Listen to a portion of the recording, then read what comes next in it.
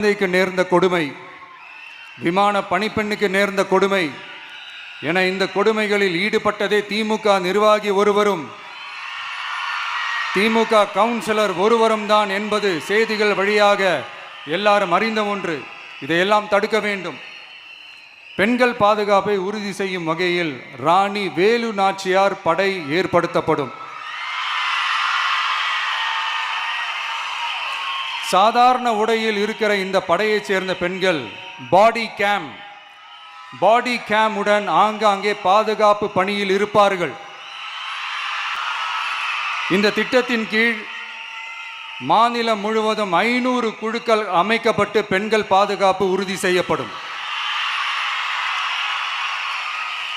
பெண்களுக்கு எதிரான குற்ற வழக்குகளை விசாரித்து விரைவாக நீதி வழங்க அஞ்சலை அம்மாள் அதிவிரைவு பெண்கள் நீதிமன்றங்கள் அமைக்கப்படும். இந்த ஃபாஸ்ட் ட்ராக் கோர்ட்டுகளில் பெண்களுக்கு எதிரான கேஸுகள் எதுவும் இனி நிலுவையில் இல்லாத நிலை ஏற்படும்.